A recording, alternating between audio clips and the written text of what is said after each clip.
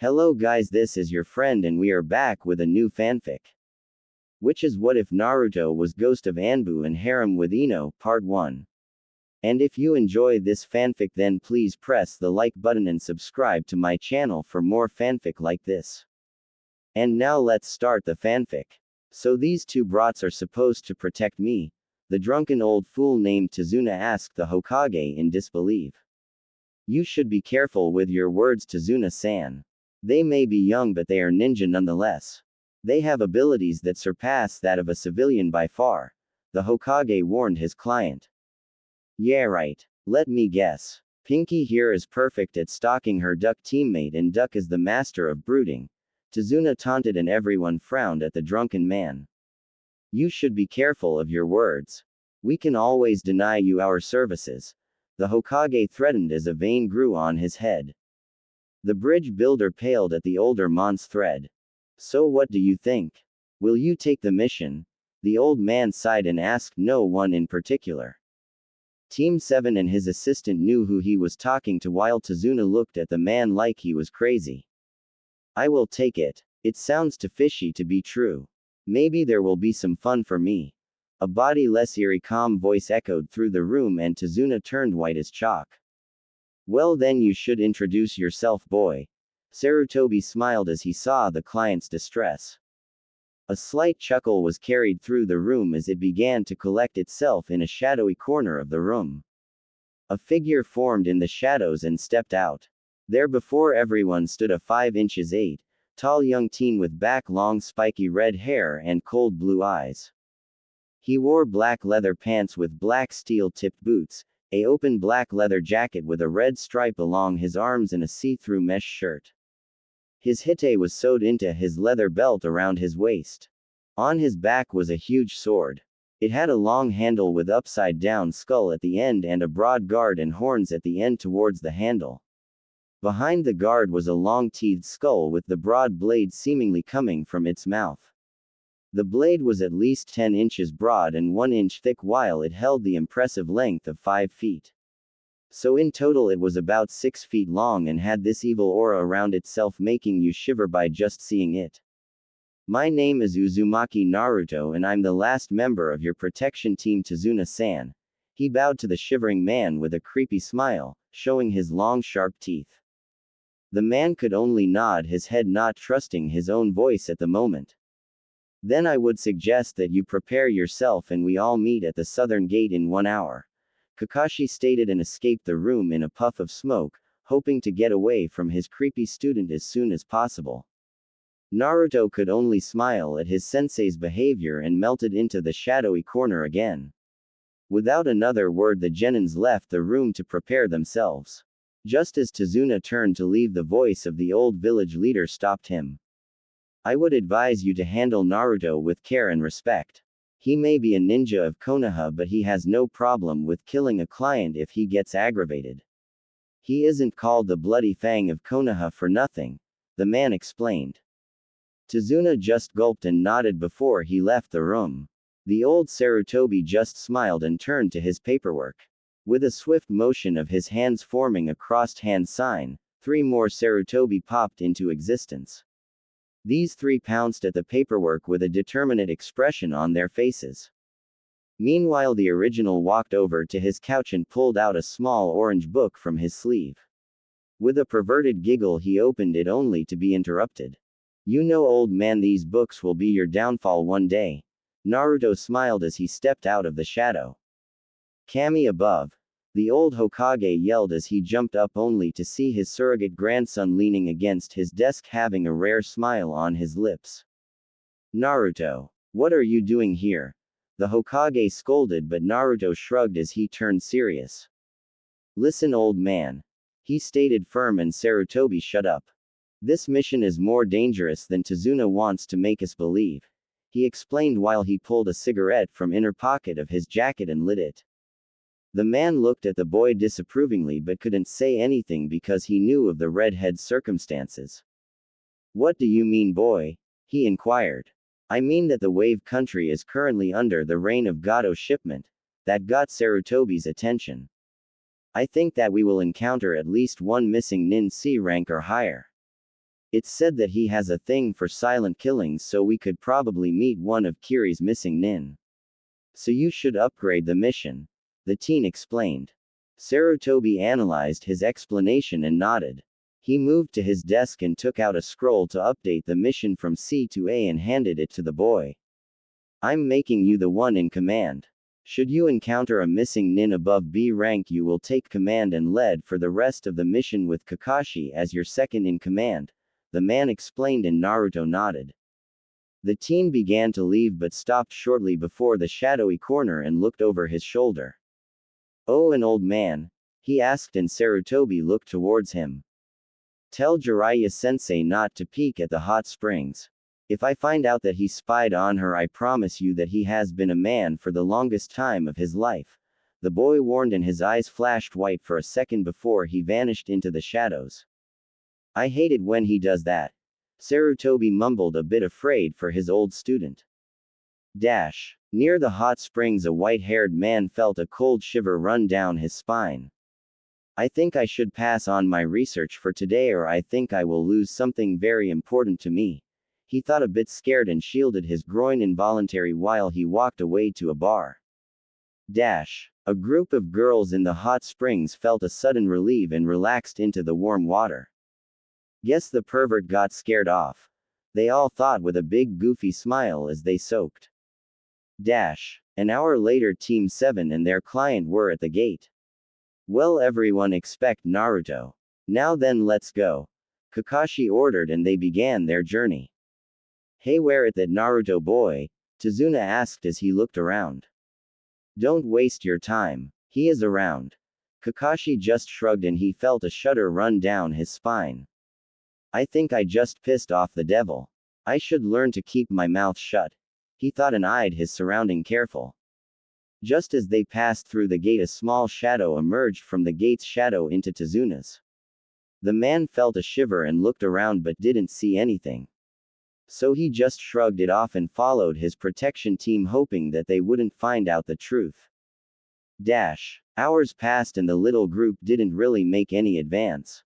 Because of the old bridge builder, they were forced to move at civilian pace, which made them quite a target for enemies. It was late afternoon as something caught Kakashi's eye. There, further before them, was a puddle of water, even though it hadn't rained in days. He decided it would be a good test for his team to see how far advanced they really were. Without any sign of interest, he switched with a log that he had hanged into a copy of himself. Just as he predicted, the puddle was a trap. The team passed it, and out of it came two masked ninja with an evil glint in their eyes. They jumped the unprepared team and client and cut his copy into pieces. To his disappointment, they behaved like bloody rookies. Sakura and Tazuna froze up like statues, and Sasuke charged head-on, only to be smacked away like a simple fly. He just wanted to intervene, but he knew he was too late. His team was doomed. Where are you, Naruto? He thought in panic. The attackers threw their chains at Sakura and Tazuna only for something unexpected to happen. Out of the bridge builder's shadow, 4 black chains shot forward and deflected the incoming ones. They hovered around the two in a protective manner, like they had a mind of their own. A eerie cackle echoed through the area that made everyone freeze up.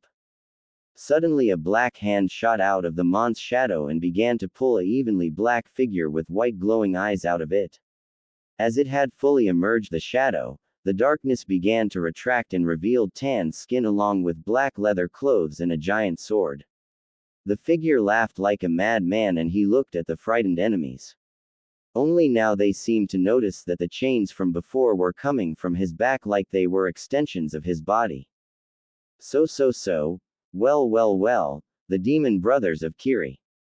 So I was right that Gato would hire someone like you. He chuckled with his creepy smile showing his fangs. The brothers looked at him in sheer terror. They knew who they were facing. An enemy so strong that they would never stand a chance. Before them stood the bloody fang of Konoha. Gozu whispered, afraid. So you know me. Then I don't need to waste time to introduce myself. Naruto gave them a soft smile. Then he tilted his head and the smile changed into a predatory smile. Now let's have some fun. He cackled and ran in between them, grabbing their faces in the process and dragging them into the forest. Team 7 and Tazuna looked in the direction their companion had dragged the two missing nin with such ease, showing them once again why he was a special Jonin and they just mere genin. Though they shivered at the thought of the two enemies' fate. Ear-splitting screams echoed through the forest and they flinched in fear. The screams sounded of fear and pain, but most overall of true terror.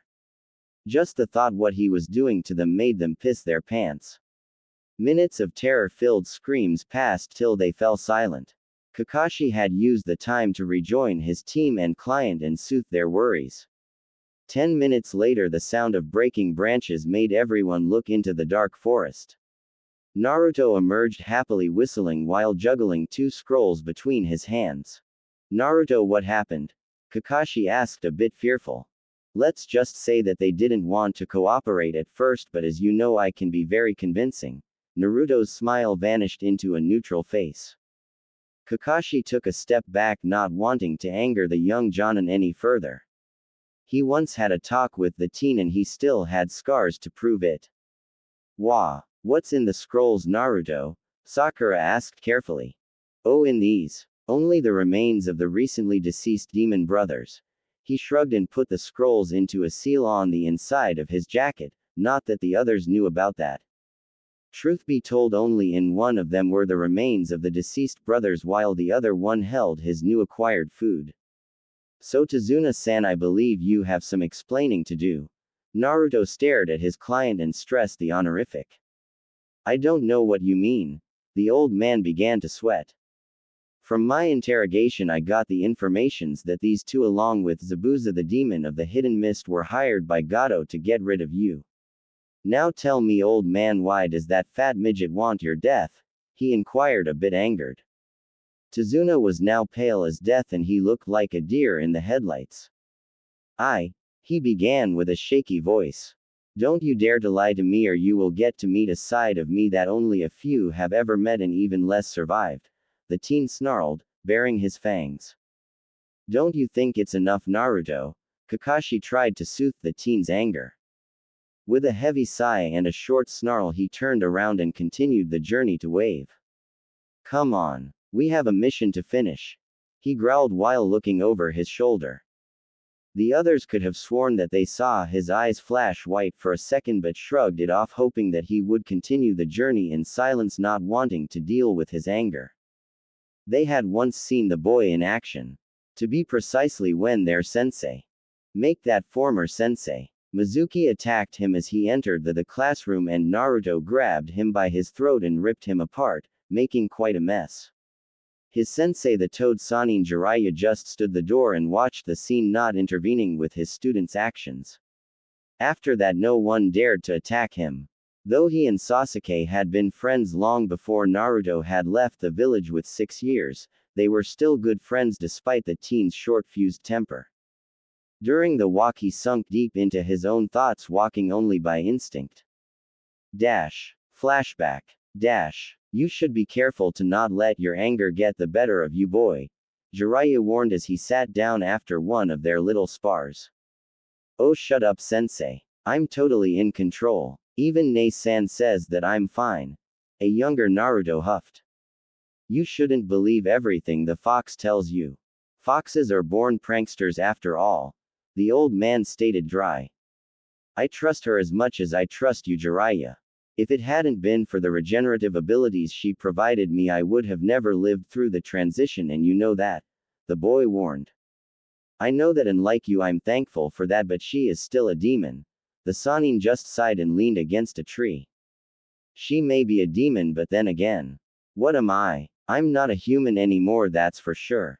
The boy smiled and leaned against a boulder as he lit a cigarette. The Toad Sannin looked at the boy with a frown. You know that I don't like it when you smoke. You are too young for that. The man frowned. And you know that I don't care. Heck, I can't even get lung cancer even if I wanted to. Naruto blew a bluish cloud in the air. I know, but it's just. You are technically way too young to smoke even with your Kekkei Genkai. The Sannin said, not thinking about what he said. Naruto flinched at the mentioning of his Kekkei Genkai. Its activation was the hardest and most painful experience he ever had. If it hadn't been for the Kurami-chan's healing factor, he wouldn't have survived it. Jiraiya finally realized what he had said and looked guilty at his young student. "I'm sorry, Naruto. I didn't mean to," he began, but Naruto interrupted him. "Don't worry about it, sensei. It happened and you can't take back what was already said. So just forget it." The short-haired redhead shrugged. Flashback end. Naruto snapped out of his thoughts as Sasuke threw a kunai into the bushes at the side of the road. While Sakura walked over to check if he had hit something, Naruto sharpened his senses to his surroundings. Then he heard it. A whirling sound that came closer, a high velocity. "Everybody down!" He bellowed and pulled Tazuna to the ground as the other did so too. Just as they ducked, a giant sword flew over them and embedded itself in a tree. Its wielder appearing on the long hilt and smirking under the bandages on his face. He jumped of his sword, pulling it from the tree in a swift motion and placing it on his shoulder. Well, Kakashi the copycat nin. What an honor. Well, Kakashi the copycat nin. What an honor. Zabuza smiled under hid bandages as he eyed the team that was supposed to protect his target till his eyes fell on a red head.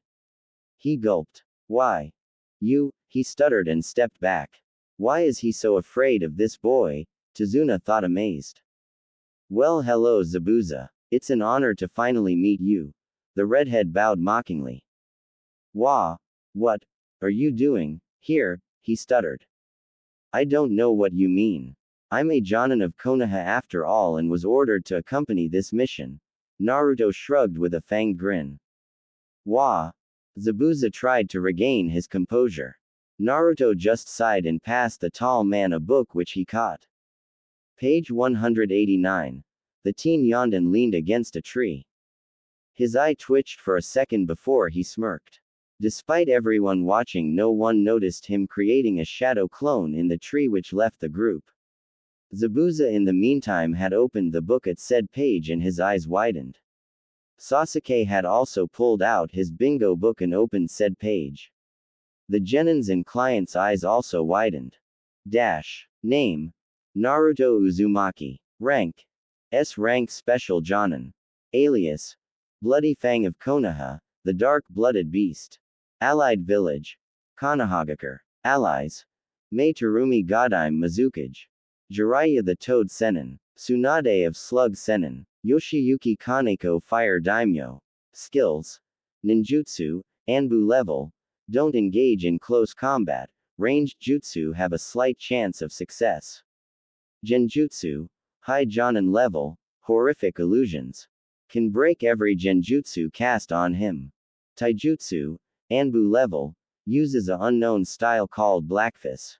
Don't engage in battle. Kenjutsu, low Anbu level. Uses the Wind Dragon style. Don't engage in battle unless the same level. Fuinjutsu, Seal Master, greater Seal Master than Jiraiya of the Sennin. Kills: Raiga of the Seven Swordmen of the Mist. Yugura Yondaime Mizukage. Deidara of Iwakage. Sasori of the Red Sand. Danzo Shimura. Kabuto Yakushi. Obito Uchiha aka Tobi. Bounty: Iwa 100.000.000 Ryo. Engage with care. Odo 350.000.000 Ryo. Flee on sight. Everyone gawked at the teen who just yawned. Kakashi stared at him in disbelief. He killed Obito, but Obito is long dead. The one-eyed Jonin thought, confused. "I know what you are thinking, Kakashi." Naruto sighed and broke the man out of his musing. Kakashi looked at him confused. "Obito survived his accident and went crazy.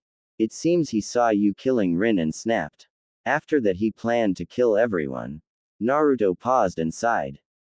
He had to be stopped. The teen finished and turned to Zabuza. "So what now, Zabuza? You still want to fight?" He paused again as the memories of his clone came back to him. "Because you associate doesn't seem to be so interested," he finished. I don't want to fight. I know when I'm outmatched." The man sighed. So you will simply retreat? Sakura asked, confused only to be at the receiving end of a death glare. You should thank him, girl. If it wasn't for your friend here, I would have killed you all, Zabuza snarled. Calm down, Zabuza. There is no need for bad blood. Naruto soothed the monk's anger with his own little pun. Kakashi flinched at the teen's little pun because he knew exactly what he meant. You are right. No need for me to spill blood of some fresh genins. Zabuza sighed and rubbed the bridge of his nose. Tay missing Nin and Jonin noticed the sudden shudder that ran over the teen and got a bad feeling. You are right. Naruto trailed off with a dreamy look in his eyes. No one dared to go closer to him till he suddenly shook his head. You may want to have your former partners back, Zabuza. He sighed and pulled out a scroll. The missing Nin, he stared at the scroll before it dawned on him. Nah, you can have their bounty. I'm don't leech of others' work all too much, he answered calm. So come on now, Zabuza. We have much to talk about. Naruto looked eager all of a sudden and walked up to the man. Zabuza just eyed the boy wary till he walked past him and gestured him to follow him. You guys go on ahead to Tazuna's house. I will meet you there. Naruto called and the two nins left into the woods. Team 7 and their client stared at the spot they vanished from in confusion. Just when did you get so strong, Naruto? Sasuke thought a bit sad that his friend had changed so much. Obito, what happened to you? Kakashi thought somber. Naruto is scary. Sakura thought with a shiver. This boy is terrifying. Tazuna gulped.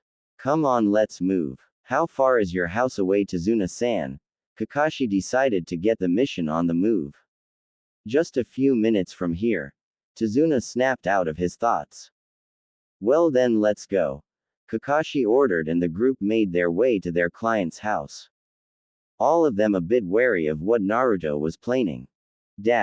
Hours later, Team 7, Tazuna, his daughter Tsunami and her son Inari were sitting at the dining table eating dinner.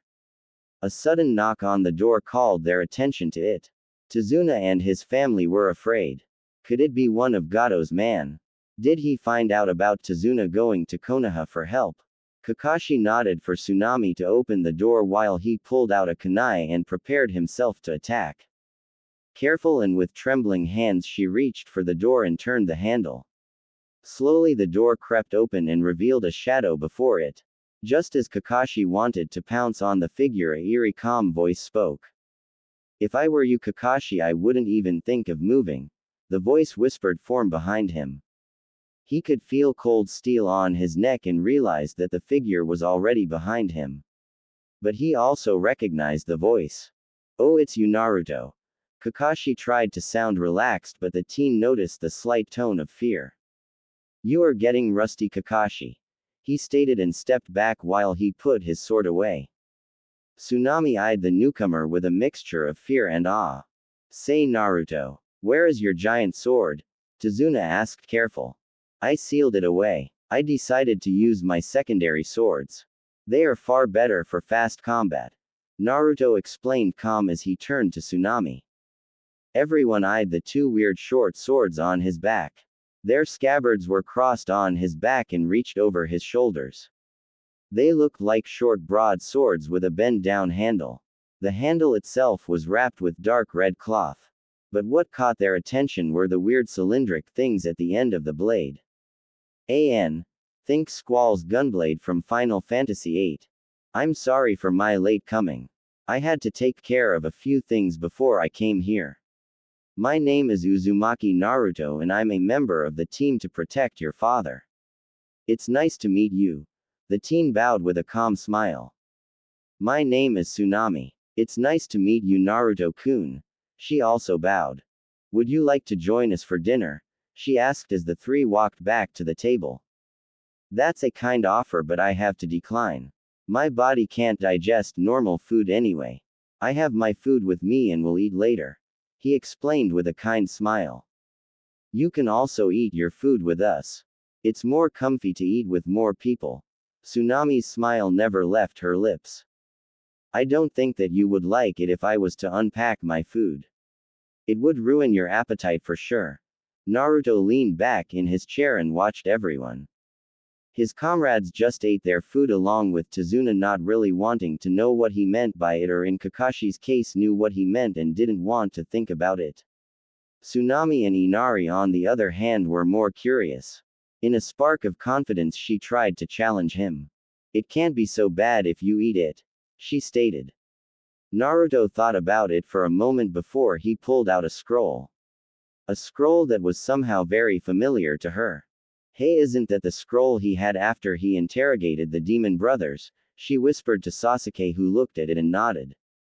The young Jonin unrolled it and placed his hand on a sealing matrix. With a push of chakra, a plum of smoke appeared, and when the smoke vanished, it showed a small bottle made of metal. He opened the bottle and took a swig before he held it to Tsunami.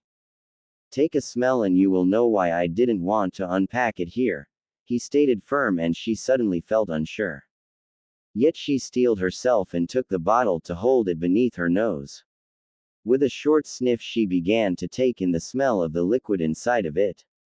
It smelled metallic. She knew that smell from somewhere. Where have I smelled that before?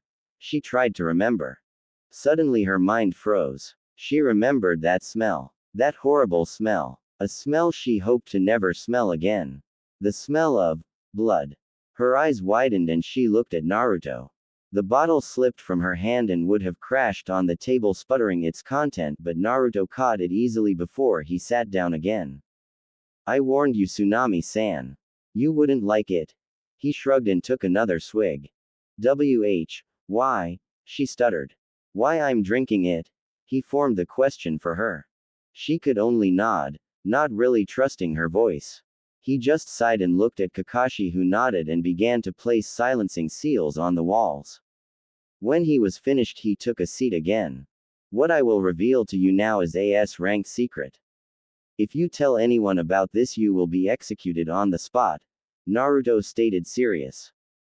Everyone paled but nodded. "The reason why I drink blood," everyone paled even more at that, "is because of my Kekkei Genkai. I am a vampire. To sustain my life and power I need to drink blood. Along with it I gain certain abilities. I gain the memories of everyone I drink blood from. It powers my special abilities like the one you have witnessed before, Tazuna-san." Naruto nodded to the old man, who stared at him questioning. "The power to travel inside shadows is one of my abilities. As long as I hide inside someone's shadow, this person can't be harmed because all damage will immediately transfer to me. I also have advanced senses along with enhanced strength and stamina," Naruto explained, calm as his eyes turned white, leaving only his black slit pupils. "This is a sign that I'm using some of my abilities," he explained, and his eyes returned to the blue color. There was silence in the room. No one dared to say something. "Say, Naruto." Sakura trailed off, not sure if she wanted to know.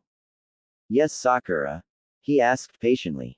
"Did you ever," she trailed off once again, "kill someone for his or her blood?" "Yes." "Did I ever kill a villager of Konoha?" "Yes, on weekly basis." "Were they innocent?" "No, because I only feed on prisoners in the death row." "Did I ever feel guilty about my doings?" "At first yes, but nowadays I have accepted it as a part of my whole being. I am a vampire, a servant of the Shinigami herself, blessed by her herself. I am a monster who knows no equal. Though there are some side effects when I drain a human," Naruto finished. "What side effects?" Kakashi asked, not knowing of this. "I gain some of the victim's personality when I drain them.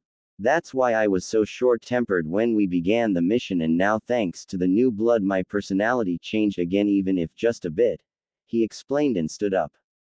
He began to walk to the front door when he stopped. "Oh, and boy," he called, making everyone look at Inari and then at him. "You shouldn't spout nonsense like giving up is the only choice. Giving up never gets you anywhere, because only those who are courageous enough to step forward can forge their own way in life. Now you should be brave for your family because they really need it," he stated, and left the house and its inhabitants to think about the just said. Sasuke lay in his bed and stared at the ceiling. thinking of what his old friend had told them hours ago. Flashback. Sasuke and his mother sat on the veranda of their house and looked at the garden. Foot tapping from behind alerted them to the presence of a visitor. Sasuke turned around and looked over Makoto's shoulder. The door slid open and revealed Itachi in his full Anbu gear, only wasn't he wearing his mask. Itachi ni! Sasuke yelled and bolted for his big brother. Itachi laughed and picked the black blur up as he reached him. Hey there Sasuke. How are you? I hope you are not causing any trouble again. He laughed and Sasuke pouted childish. You're home early, son. Makoto smiled as she walked over to her sons.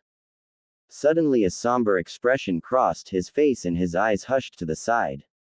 She followed his eyes and gasped. There beside him stood a young dirty child. Covered in dirty and bruises and clothed in bloody rags stood there a little boy, not older than Sasuke. Kami above. She gasped and covered her mouth with a hand. She tried to reach out to the boy only for him to flinch away, looking like a cornered animal. He seemed to search for an escape route. Makoto flinched back, not wanting to believe how frightened this child was. Itachi ni, who is that? Sasuke asked from his brother's arms as he eyed the dirty child. That is Naruto. I'm one of his protectors. Itachi explained calm. Naruto? Makoto gasped again, not wanting to believe it. The son of her long-time friends looking like this. Ready to bolt on the next chance. What happened to him? She muttered as she crouched down before him. The villagers were after him again. Itachi sighed, not really wanting to talk about it. Come here Naruto. I won't hurt you. Makoto whispered to the boy only for him to grab Itachi's leg and hide his face in it. He is too afraid of anyone beside the Anbu Corps. I hoped he would open up a bit, but it seems like the villagers finally succeeded and broke his spirit. He is nearly apathetic to everyone. It's like he isn't even there anymore. Itachi sighed and carefully patted the boy's head, not receiving a smile or any kind of reaction. Why are the villagers so mean to him? Sasuke asked, not really understanding what was going on. Because they are narrow-minded fools, little brother. They fear what they don't understand. Itachi explained calm, but the anger in his voice was evident. Careful not to surprise him too much, Makoto reached out to the boy and brought him into a careful hug. Just as her arms wrapped around him, he began stiffen but didn't protest. His eyes darted around, hoping to finally find a escape route. The hug was warm to him, but he didn't care. The touch of another person was unfamiliar to him. This warmth was frightening to him. He only felt some kind of warmth when the villagers attacked him and his own blood ran over his skin. So his young mind had only one way to react. It shut down, awaiting the pain. But nothing happened. Come on Naruto, let's get you cleaned up. Makoto whispered and picked him up. Want to come you too? She asked her sons. I will come. I'm his protector after all. Itachi stated monotone. Sasuke stared at his brother, mother and the weird boy. So to not be left out, he hugged his brother. I wanna come. He begged. Okay little brother, but please give Naruto his space. He is afraid of other people. Itachi whispered to his brother, who nodded. Three of them went to the bath while Makoto went to get towels for them. When she entered the bath, she gasped again. There said a Naruto still covered in dirt. But what caught her eye were the many scars that littered his little body. All kind of scars ran over his body, from small scratches over rigged cutting wounds to burn marks. There even fresh wounds that were healing at a fast pace. She knew of the Kyuubi and its healing capabilities towards its host. Carefully she scooted to the boy and pressed a wet sponge against his bare back, making him flinch but still stay in place. The boy watched their mother clean the frightened boy. It pained Sasuke to see someone his age being treated like this. Why would they do something like that? He tried to understand. Don't think about it, Sasuke. You wouldn't understand it anyway. There are things you are better of not knowing. Itachi whispered as he noticed his little brother's confusion. Sasuke only nodded, believing his big brother and hoping that it was for the best. After the bath, they brought the boy to the family dinner where many clan members looked at the boy with concern. Even the stoic Fugaku gulped as he saw how the poor child looked. He knew that the villagers were monsters and tried to use his influence in the Uchiha police to protect him, but they couldn't be everywhere at the same time. This boy was one of the reasons why he and the elders had planned a coup against the village and these monsters in the civil council that allowed and even supported the abuse of the Kyubi vessel. Makoto threw her husband a look and shook her head, and he sighed. I think we have to cancel our plans for the village, he stated, serious, gaining many gasps. But Fugaku-sama. One man tried to protest only to be shut up by his glare. We have a higher priority right now. He paused and looked at the boy, who eyed everything with an apathetic look. We need to protect this child from these monsters that live in this village till he is strong enough to protect himself. I hereby declare that from this day onward Uzumaki Naruto will be placed under the protection of the Uchiha clan. With that, Naruto's new life began. Over the next months he began to open up to the Uchihas, and after a year he even began to smile again. Flashback end.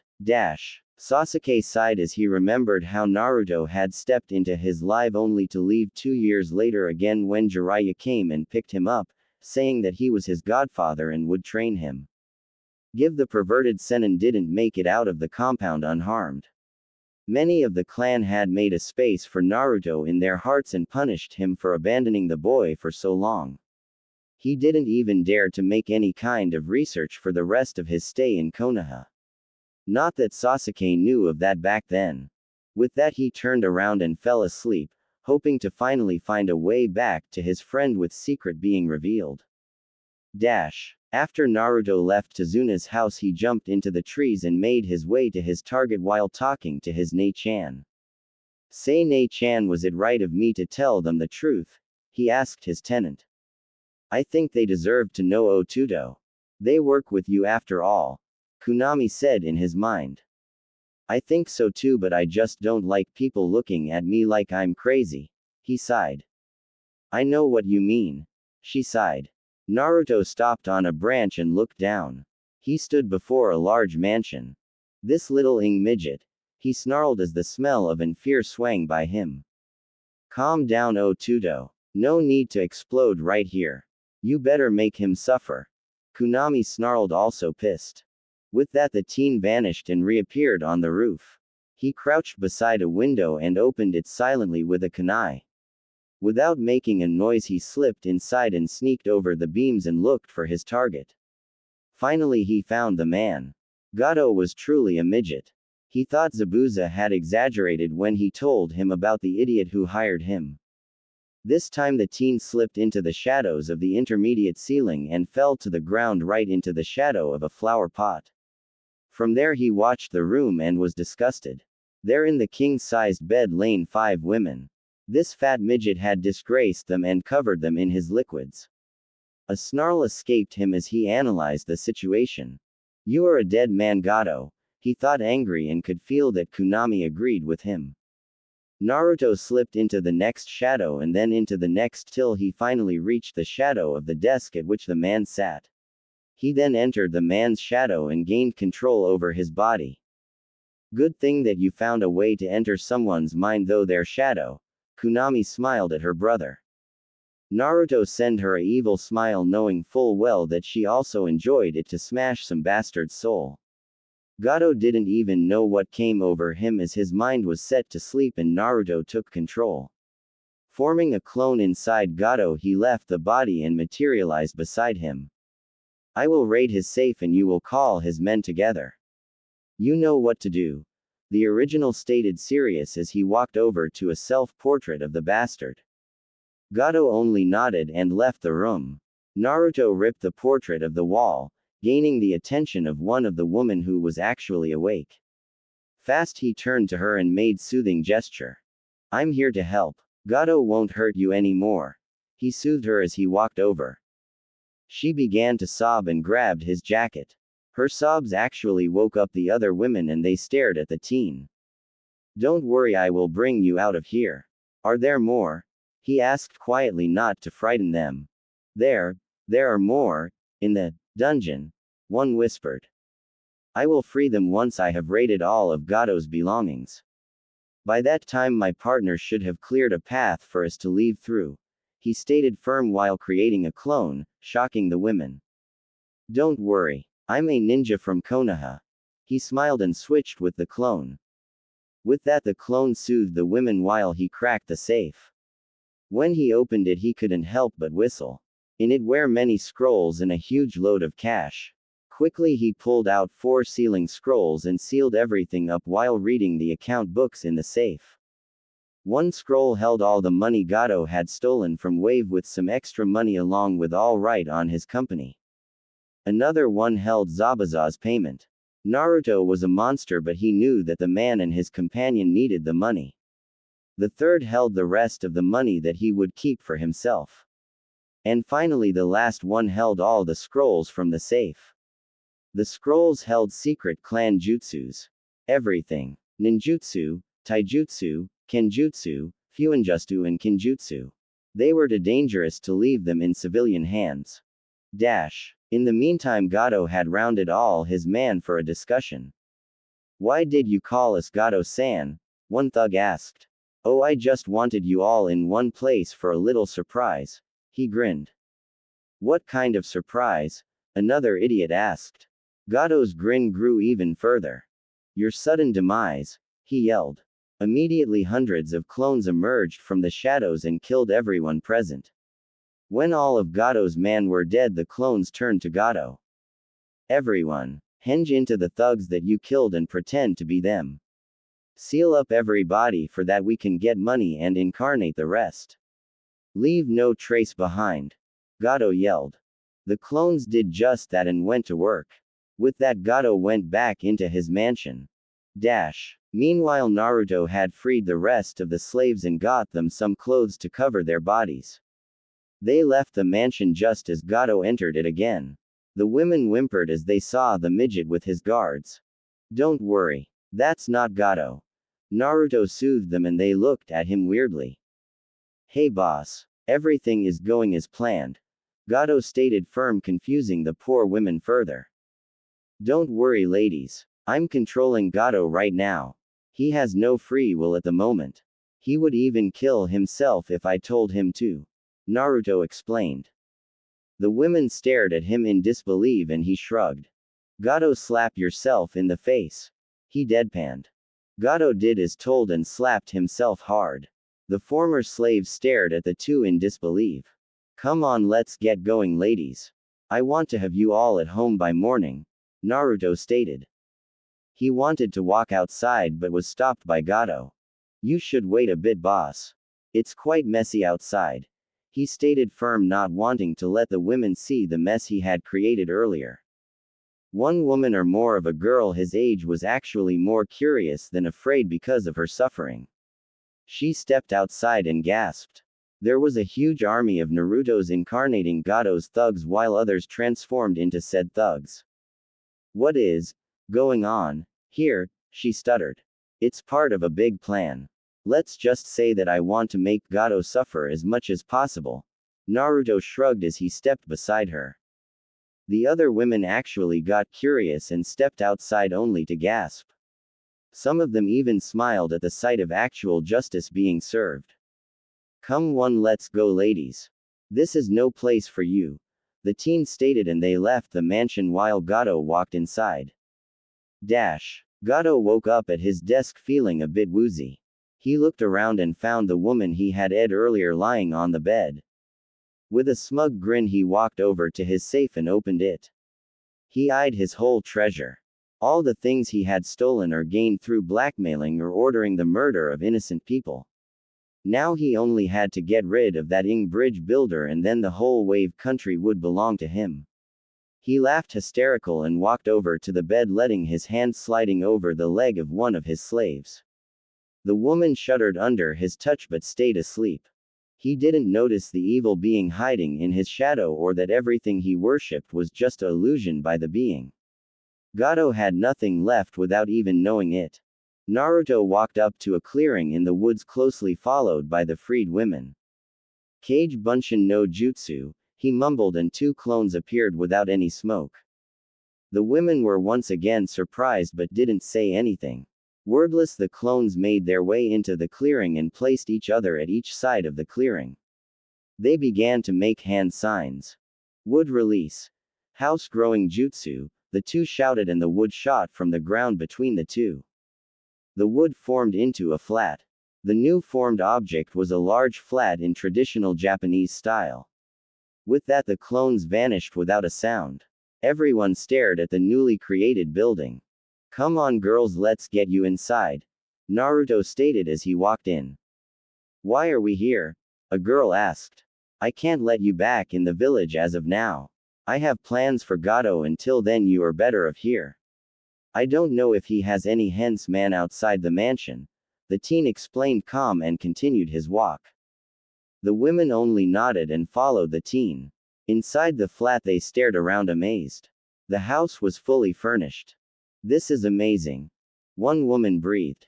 "It's a technique only 3 people can perform, me included," Naruto stated calm and walked over to the balcony on the back side of the house. There he created 5 shadow clones and they vanished into the forest. "These 5 will take care of you till everything is cleared out. They will tend to your needs while I proceed to free wave," the vampire teen explained calm. "So we should just live here while you go back and risk your life for us?" a girl asked, a bit angry. "I'm not risking my life. I'm too strong for that." He looked over his shoulder and smiled. "And besides, I'm a monster. There is no one so far that could kill me," he stated as his eyes turned white and he bared his long white fangs. The women flinched at his sight but didn't say anything. "Don't worry about your safety. Nothing will harm you while my clones are around." He paused as the memories of one clone returned to him. "And from the looks of it, there seems to be a hot spring near here," he continued and smiled. "Okay, I have to go now.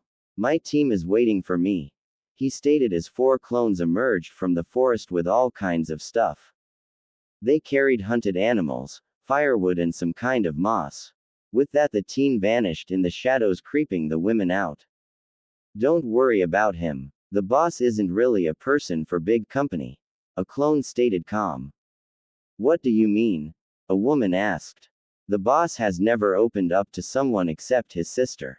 He was treated like a monster even before he actually became one," the clone explained as he began to spread the moss on the chairs as some kind of cushion. "What do you mean with monster?" the woman continued. "Are you familiar with the term Jinchuriki?" the clone with the firewood asked. All the women shook their heads except one. "You mean the container of the bijus, right?" she asked. The clones nodded sadly while the women stiffened at the mentioning of the biju. "The boss is a Jinchuriki and the villagers attacked him because of their blind anger. Hadn't it been for his biju, he wouldn't have survived his first week alive because the villagers were constantly after his life, the first sight while he skinned the animals they caught." "Which one?" the woman asked calm, but the fear was evident. "Would you please give us your name before we continue?" the 4th clone asked as he helped the first. "I'm Ayane Tagua. Now please answer my question," she stated firm. "The boss holds the Kyubi no Kitsune," the second answered. There was a death-like silence in the flat, only interrupted by the clones working. "Why are you telling us all that? If your boss is so antisocial, then why are you telling us all that? Shouldn't you be more like him?" a girl asked, breaking the silence. "You are right, we should be the same, and we usually are, but the boss made us 4 different so we would be a better company for you all. It wouldn't be a good idea if we were as cold as him," the 3rd clone stated as he finished spreading the moss. "So come on now, let us all introduce ourselves so we can get along better," a woman stated and everyone nodded. Naruto fell out of a tree beside Tezuna's house, startling Team 7 and Tezuna, who were planning their upcoming training and guard duty. They turned to look at him. "Hey Naruto, where were you?" Kakashi asked lazy while reading his smut. "Oh, I was just sightseeing and getting some new food," the teen shrugged, not planning to tell the team about his plans. Everyone shuddered at the mentioning of food and didn't want to ask any further. Okay, with Naruto being back, we can start your training, Kakashi explained before he turned to Naruto, never letting his smut sink from before his eyes. Naruto, could you guard Tazuna while I train my team? He asked lazy. Will do. But you shouldn't be so lazy, Kakashi. It can backfire one day, Naruto stated and gestured to Tazuna to go ahead. With that, the Konoha nins separated once again. Team 7 walked into the forest near the house and began the tree walking exercise. Meanwhile, did Naruto and his client reach the bridge? They were greeted by only 4 men. Morning, Akudo. Where is everyone else? Tazuna greeted his coworker. Morning, Tazuna. There is no one else except us 4. Akudo stated sadly. What do you mean? Tazuna looked shocked. I mean that there is no one except us 4 who are willing to risk their lives for this bridge. Gato is brutal. Akudo sighed and rubbed his lower arms. Don't worry about Gato. He won't harm any of you as long as I'm here, Naruto stated firm. And you are kid? Another worker asked. I'm a Jonin from Konohagakure and here to protect the bridge builder Tazuna along with his family and coworkers.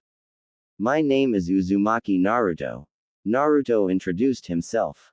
The bloody fang of Konoha, one worker whispered, a bit afraid. Don't worry, as long as I'm here there will come no harm to you. Naruto gave a fanged smile and created over 20 clones. These guys will assist you in any way you might need them, just don't ask them too much or they can get aggravated, Naruto explained and leaned against the fence on the border of the bridge. With that, everyone went to work once again and with brightened up spirits. Things seemed good for the people of Wave once again. Time skip 3 days. Naruto wandered through the forest to ease his mind. While his clones took care of Tazuna and the bridge, suddenly he felt something and smiled. Well, hell, Haku. How are you doing? The teen asked seemingly no one. Just then a hunter nin fell out of a tree behind him and landed in a crouch. Hello, Uzumaki-sama. Haku stated monotone. Please stop that, Haku. We are the same age. There is no need for such honorifics, the teen stated. Haku just bowed and Naruto groaned at the teen's behavior. Very well, Naruto-san, he stated firm while Naruto face-palmed. So how is Zabuza doing? He changed the topic. Zabuza-sama is bored out of his mind. He wishes to know when you plan to move. The other teen snickered. Finally, you are showing some emotions, Haku, the vampire thought. Then tell him that we move tomorrow afternoon. Naruto smiled and Haku left in a ice shunshin. Interesting. A Hyouten user. Maybe a Kekkei Genkei. I should ask him later for a bit blood, Naruto thought with a smile. With that he also vanished, but in his characteristic lightning shunshin. Flashback. Zabuza followed the vampire teen into the forest. In a clearing they came to a stop and leaned against a tree. So what do you wanna talk about, Bloody Fang? Zabuza asked careful. First call me Naruto. Second, how about you come from out, Haku? Naruto explained, called the last part. Zabuza's eye twitched but gave a short nod. Right then the hunter nin fell out of a tree and walked to Zabuza's side. So what do you want, Naruto? Zabuza asked again. I have a plan to get rid of Gato, the teen stated blunt. What do you mean? Zabuza growled with the edge of anger in his voice. Don't worry, Zabuza. I will give you guys your share once everything is over. The teen yawned bored as he looked at his fingernails. What are you planning, boy? Zabuza asked curious. I will give Gato a spectacular end and free the Wave Country. Last time he might have escaped me, but not this time, Naruto stated firm and cold. This sounds interesting. Tell me more. Zabuza smiled under his bandages and leaned forward. Flashback end. Naruto reappeared near Tazuna's house and was greeted by Tsunami doing the laundry. Hello, Tsunami-san. Can I help you? Naruto greeted. Hello, Naruto-san. Thank you, but you don't have to worry about it. You have more important work to do, she greeted. Don't worry. Your father and the other workers are safe. I have my clones watching them, the teen explained and picked up a piece of cloth. Without further protest, she accepted the teen's help and they worked together in silence. Tsunami-san. They paused and she looked at him. I have to ask something of you. He continued. What can I do for you? She asked with her usual beautiful smile. I want you to bring the whole village to the bridge tomorrow afternoon but keep the children home, he explained while he hung up another piece of cloth. Tsunami stared at him confused while continued to hang up the clothes for drying. Why? She asked after a few moments of silence. I want to show Wave the spectacular end of its tyrant. Naruto gave her a fanged smile that gave the woman a shiver down her spine. But why shouldn't the children be there? She asked with a queasy feeling in her stomach. Because it will be pretty brutal. Naruto smiled as he picked up another piece of cloth. With that, the two continued their work in silence and walked into the house. Just before they entered, he created a clone that left for Team 7. The shadow clone crouched in a tree and watched Team 7 train.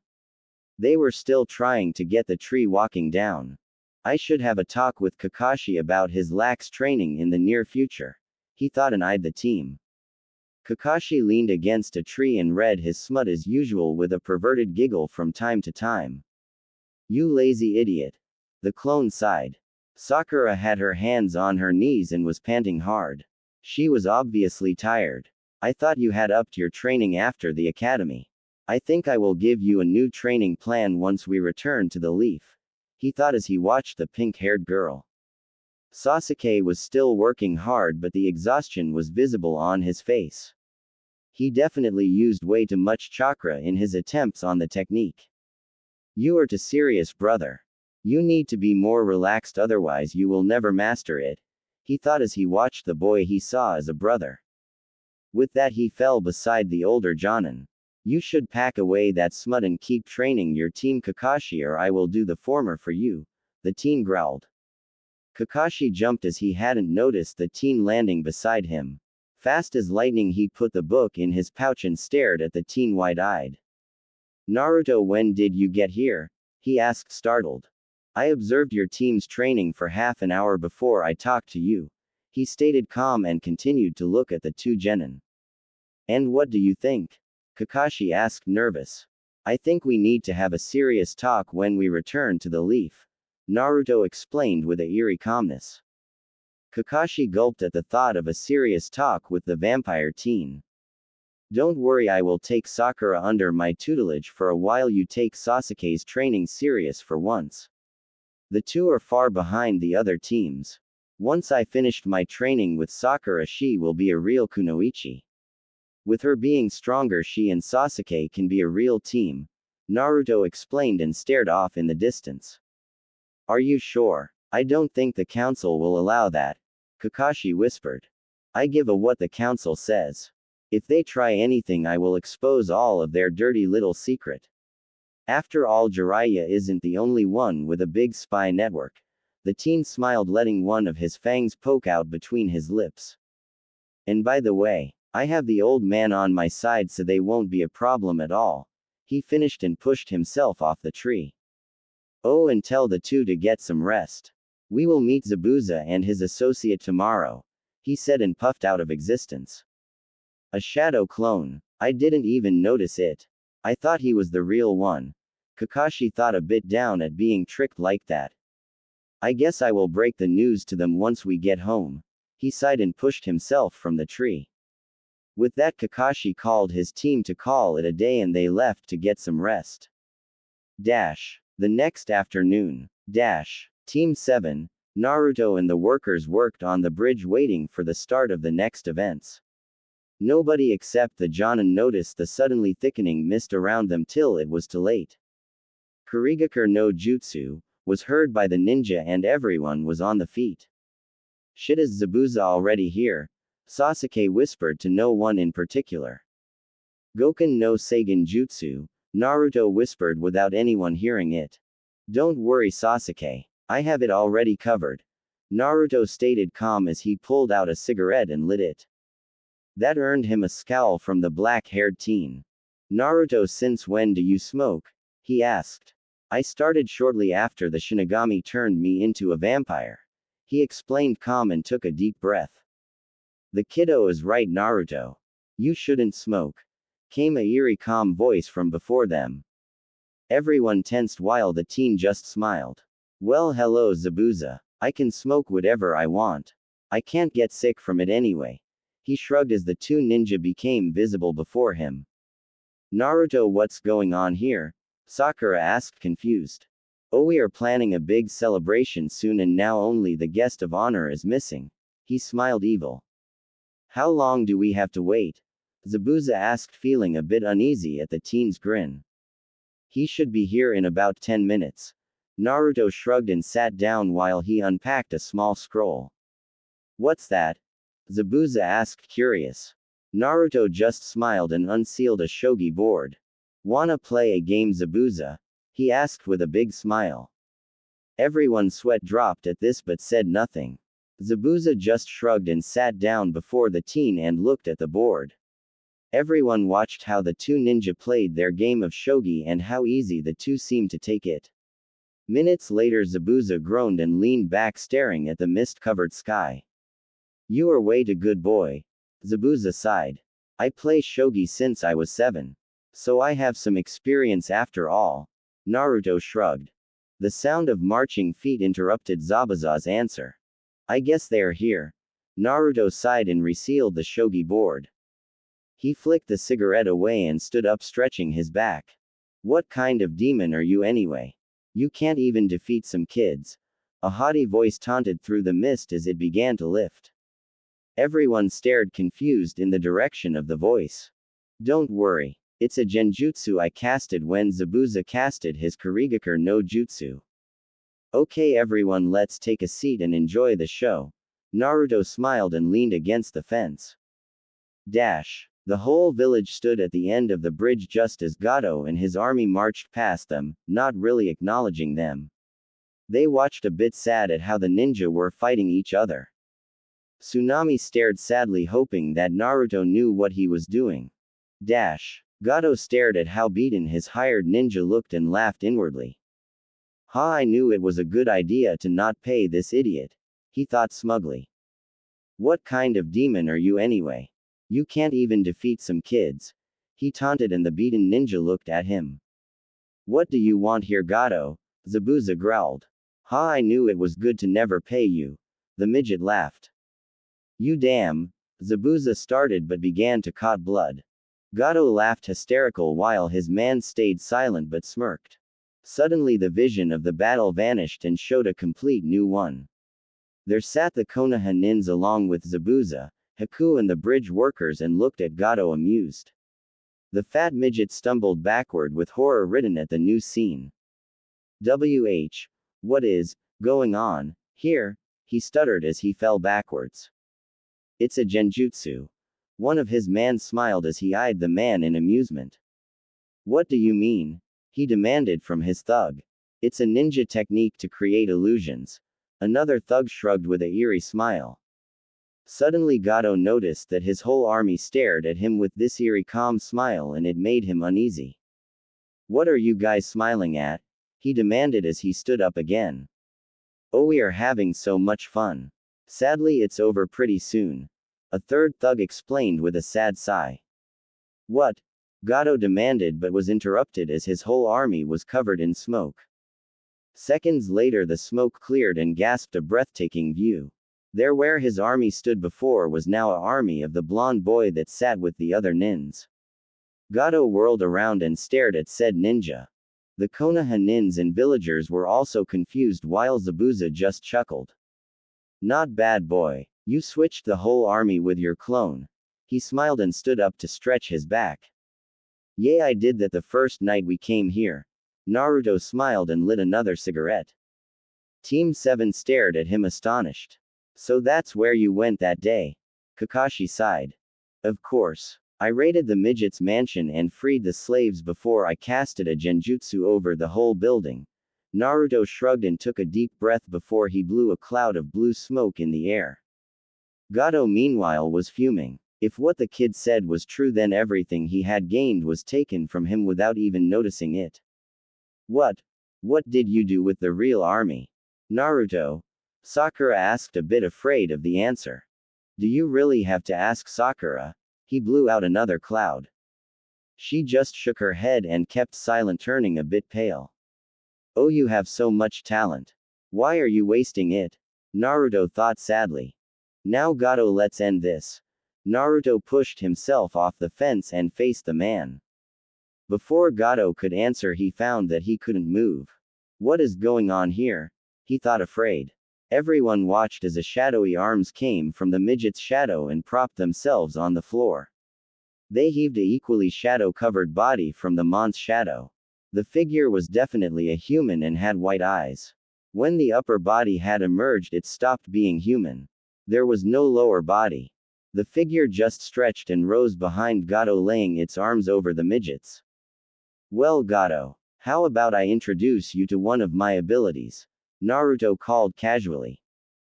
The figure stretched his neck till it went over the man's shoulder and faced him fully from the front. Think Orochimaru when he stretches himself. Gato felt like shitting himself but had no control over his body. Come on, my boy. Finish it. Naruto called to the shadow, which turned to him and nodded as a eerie white glowing smile appeared on its face. With that, it formed a shadow kunai and put it in Gato's hand. Slowly he guided the man's arm upwards towards his throat. Gato stared at the knife with fear in his eyes. He wanted to plead for mercy, but he still couldn't move. Then the kunai reached his throat and touched his sweating skin. The shadow looked at his boss for a last confirmation and got a nod. With that, he pulled back the kunai and rammed it into the midget's throat. A painful gurgling came from him as he slit his throat from one side to another. The sickening sound reached everyone because the villagers had walked over to see what was going on. Everyone turned pale as they saw the violence that the shadow displayed. Some even threw up. Finally, the smile on the shadow grew even bigger as he ripped the jacket open, revealing dozens explosive tags. Do it! Naruto cheered with a evil smile. The tags ignited and exploded. The explosion ripped the man apart and covered the area in gore and innards. The tyrant Gato was gone and done for. Everyone stared at this show of violence in disbelief, but soon some clapped. The clapping soon changed into cheering. You are pretty brutal, my boy. Zabuza smiled while he threw Sakura a sad look, seeing her puke over the bridge side. I hope she gets in shape soon. He whispered. Don't worry. She will. Naruto smiled as a shadow hushed into his own. What's that? Sasuke asked as he noticed the shadow. That was the shadow I used to control Gato. He was somewhat of a shadow clone made from my powers. Naruto shrugged and rolled his shoulders as if they were stiff. Come on, let's party for tonight. He called and walked to the cheering villagers while the army ended their existence in a big firework for everyone. The teen groaned a bit as he gained their memories but just shook his head. Thanks for stopping the flow of memories, Nei-chan, he thought. Don't worry, Otudo. Kunami smiled. He walked by and picked up a scroll one his clones had dropped and smiled. Everyone walked into the village where Naruto unsealed the content on a table. It was all the food and drinks his clone had taken from Gato's mansion. Come on, everyone. Let's party. He yelled and everyone cheered. The party was big. Bigger than everyone could remember. This was awesome. The children soon joined in and partied. As Naruto's clones brought the freed women from the forest, tears flowed from many. Seeing lost thought family members and friends. While everyone celebrated, Naruto walked up to Tazuna. Hey, old man. Naruto greeted. What's up, kiddo? He laughed, slightly drunken. I have something for you. He smiled and handed the man a scroll which he eyed confused. What's that? He slurred a bit. It's all the money Gato took from Wave with interest and all documents of Gato's company. He smiled and Tazuna's face fell for a second.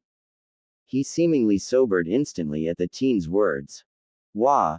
He tried to make sense. That's not all. Naruto smiled and leaned forward. I have gotten a word to the fire daimyo a few days ago and he likes my idea, he whispered to the now sobered man. Tazuna looked at him confused. He acknowledges my idea of giving you the title of the wave daimyo. He also got the other daimyos to like the idea. He smiled at the shocked expression on Tazuna's face. You, he stuttered. You just have to sign these papers and you are officially the new wave daimyo. The teen shrugged and pulled out a document. Right then and there the man fainted. Tsunami looked at her father and Naruto confused before he nodded to her to come over and explain what he told her father. He also handed her the documents along with the scroll he picked up from Tazuna. I think you should take control of Gato's company from now on. I think it would be the best for Wave if you continue it. Naruto smiled and went to have a blast himself, leaving a stunned Tsunami behind. Meanwhile, Inari stared at Naruto the whole time. He had tried to follow him the whole time but failed miserable as the teen moved faster than he could. After Naruto's little speech at the beginning of his stay, Inari had thought about it. Sadly, Inari had to acknowledge that he was right and tried to better himself. He had stopped thinking so negative and began to support his mother more. The next morning the whole village was silent. Everyone slept on the floor with happy smiles on their faces. They had a blast. It was the best party they had even from before Gato came around. Naruto sat under a tree and looked at the scene with a genuine smile. Zabuza walked out behind a tree and sat beside the teen. So what are you going to do now, Zabuza? He asked the missing nin while passing him a scroll. I don't know. I think Haku and I will join the resistance in Kiri. He shrugged. Oh, don't worry about that. Naruto sighed and leaned back. What do you mean? Zabuza asked, curious after he packed the scroll. You didn't read my bingo book entry seriously, did you? The vampire asked with a sigh. What do you mean? The swordman inquired again. I have killed Yagura a while ago. Mei-chan is the Godime Mizukage now. The war ended months ago. I thought you knew that and stayed only for the money. Naruto shrugged, ignoring the shocked expression on the man's face. But, what about the Sanbi? Zabuza wasn't sure if he actually wanted to know. Don't worry about him. He's sleeping right now. Naruto shrugged. What do you mean? I sent him back to God's realm where he will live in peace like he always wanted. Naruto explained casually as if he was talking about the weather. There was a sudden silence between the two and they just stared at the passed out villagers before them. Oh, that reminds me. Naruto began and Zabuza turned to him. Mei-chan says that you should move your sari back to her or she will make fricassee of your manhood when she sees you again. You have 4 months. Oh, that was 3 months and 2 weeks ago. The teen snickered at the fearful look on the man's face. I have to go, was all Zabuza said and jumped up. He ran to Haku, picked him up and dashed away like a madman, hoping to get to Kiri before his time limit was over. Though Naruto could have sworn that he heard him mutter something. I will kick you for this when I see you the next time, brat. The man cursed and soon vanished from Naruto's sensor area. I guess things will get interesting. He smiled and closed his eyes with a calm smile. You can say that again, oh Tudo. I just hope that you won't piss off someone stronger than you with your attitude. Kunami sighed at her surrogate brother's actions. Hey, I united the revolution army along with Mei-chan and ended the bloodline purge in 3 weeks and beat some sense in your brother before I send him home. Naruto tried to defend himself. I know, but I'm just worried about you, oh Tudo. Kunami sighed sad. Don't worry, Nei-chan. I won't go down so fast. He tried to cheer her up. I know. I'm still afraid that something could happen to you, Naruto. She sighed again and closed the connection. I will do everything to make you happy again, Nei-chan, even if I have to make a 180 degrees turn. I don't want you to be sad. He thought sadly, not knowing that Kunami listened to him with a slight blush. I hope you can do it, Naruto. She thought with a small smile. Team 7 and Naruto stood before the Hokage and waited for the old man's sign to start their report. So how did it go? he suddenly asked, not looking up from his work. Pretty good, even with us running into the Demon Brothers and Zabuza. We also eliminated Gato, and thanks to the other daimyos, Wave has a new one of their own. Naruto shrugged casually, not really showing any respect to his leader. Everyone in the room stared at him like he was crazy. He has balls of steel to talk to the Hokage like this, Kakashi thought. You should really respect you elders, Naruto, Iruka thought as he rubbed the bridge of his nose. Naruto Ni-san is awesome to be able to talk to the Hokage like this and go unpunished. Sasuke smiled at his brother in everything but blood. Sakura only stared empty-minded, not really knowing what to think of. Meanwhile Sarutobi only chuckled. Okay then, I will upgrade the mission to A rank under supervision of Uzumaki Naruto. You are dismissed. He smiled and held up a copy of the scroll he had given the teen before they had left. Thanks you Hokage-sama, old man. Everyone bowed, but not without Naruto gaining a glare from the Chunin teacher. Before we leave, I have a request for you Hokage-sama. Naruto stated, serious, making everyone look at him because he used his leader's honorific. What kind of request? Sarutobi narrowed his eyes, knowing that the boy would only speak like that when it was something important or uncommon. I ask of you to disband Team 7 temporarily because I want to take Haruno Sakura under my tutelage for 3 months to get her into shape. Right now she is just barely above a first-year academy student, he explained, gaining a wide-eyed stare from everyone while Sakura just hung her head in depression. Furthermore, I wish for Hatake-san to take Uchiha-san's training serious and teach him the ins and outs of the Sharingan, and most importantly not to rely on its abilities only, he continued, and Sasuke smiled that his brother still cared for him. After 3 months of training, I wish for you to reinstate Team 7 just in time for the upcoming Chunin exam. Also when during that time I wish to leave the village with my student due to an important mission regarding my guardians. He finished with his arms crossed over his chest. Kakashi's and Sarutobi's eyes widened at the mentioning of his guardians. They knew of both and feared them. One was obviously the great Kyuubi itself, and the other was the one that took his family from him but gave him a new power in exchange. The Shinigami herself. Wah! What kind of mission?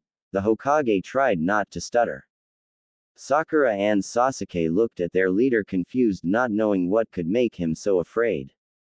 I'm sorry Hokage-sama, but I don't have the permission to talk about it freely, but if you wish you can ask my sister. Naruto smiled devilish at the mentioning of his sister, making them pale a bit. But Naruto, you don't have a sister. Sasuke stated firm. Not one running around, you are right. The young Jonin smiled. That confused the teens even more. Naruto on the other hand just looked at Sarutobi, who nodded in agreement, and he closed his eyes to let his sister take over. As he opened his eyes again, they lost their shining blue color and were replaced with glowing red eyes with slitted pupils. Well, hello again Sarutobi. I see you are doing good. A powerful female voice came from Naruto's mouth. Hello Kurami-sama. The old man shuddered under her gaze. Oh, no need to be so uptight, little one. I mean no harm to anyone at the moment. You can call me Kurami-chan like my Otuto. She smiled as her eyes softened. I will call Naruto she as long as Kurami is in control. Very well then Kurami-chan. The old man coughed.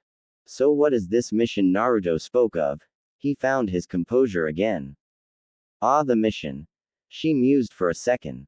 She wants us to find my clan for an important mission.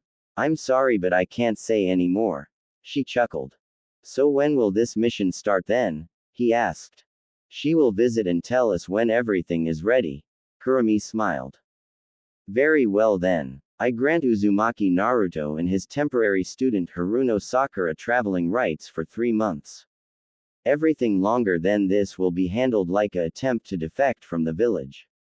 Team 7 will temporarily be disbanded and Uchiha Sasuke will be placed under the tutelage of Hatake Kakashi, the Hokage stated, serious as he eyed the mentioned 2 people.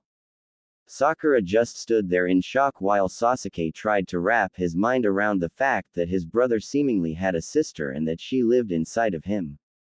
Kakashi just sighed knowing that if he didn't take Sasuke's training serious, Naruto would kill him if his family didn't find him first.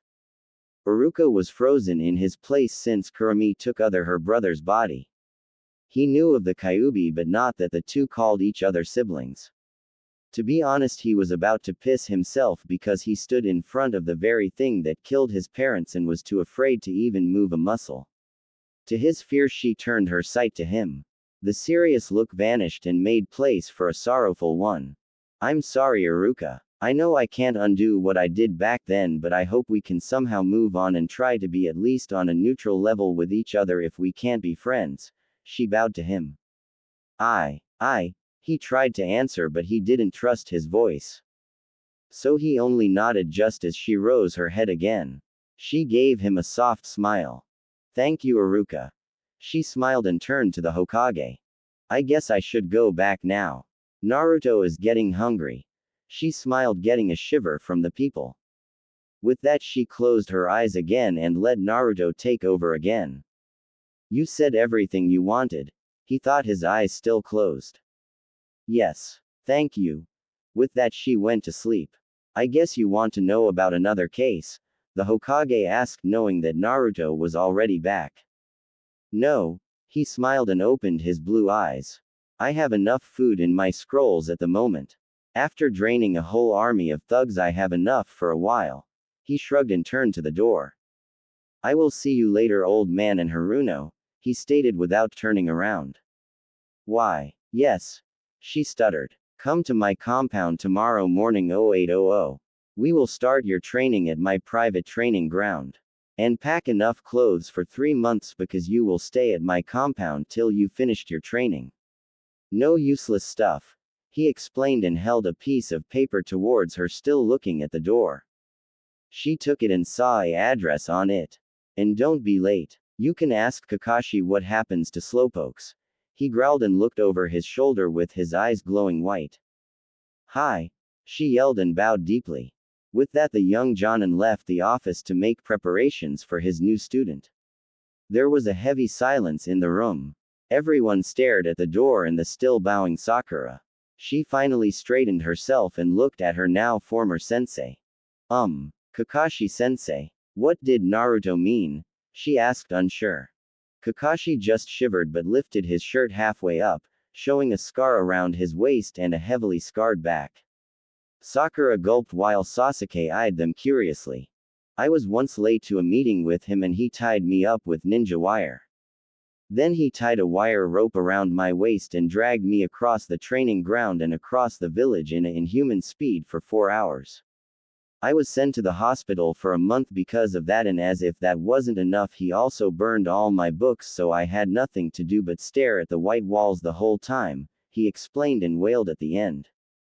The teens looked at him in shock and a bit of disgust because of his books.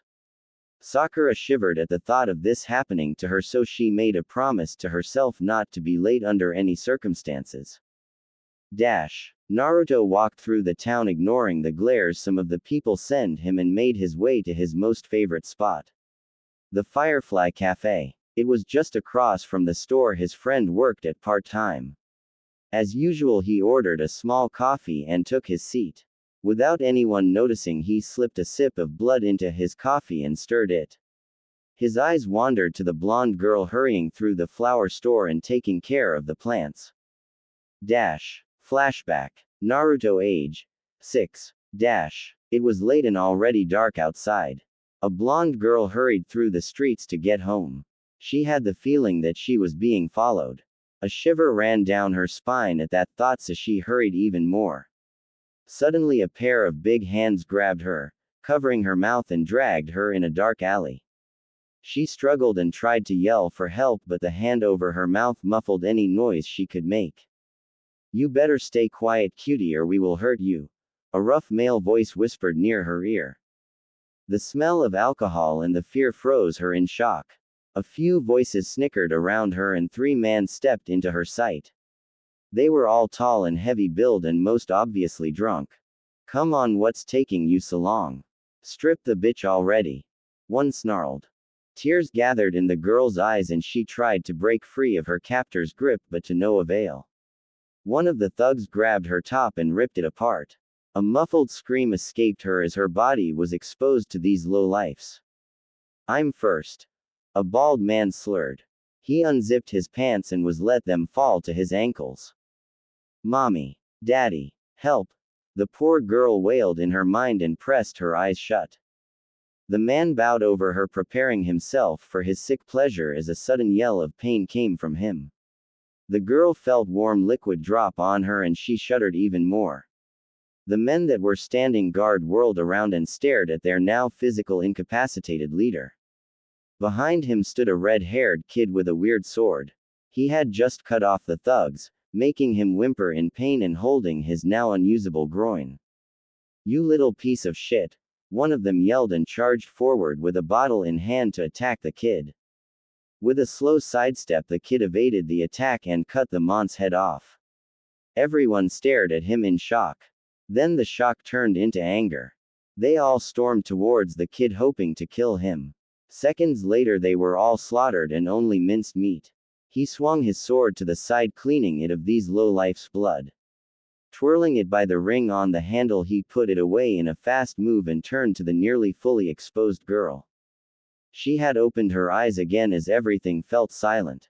She witnessed how he swung his sword to the side like a professional swordsman, cleaning it of the blood. That made her look around, still afraid and nearly gagged at the sight of the dead men. Steps caught her attention and she turned to the sound. The boy was walking towards her with his eyes shadowed as he took of his coat. She shuddered again, thinking he wanted to attack her too, and tried to crawl away only to be enveloped into a warm feeling. Her fearful eyes wandered upwards and met calm blue ones. The boy had wrapped her up in his coat.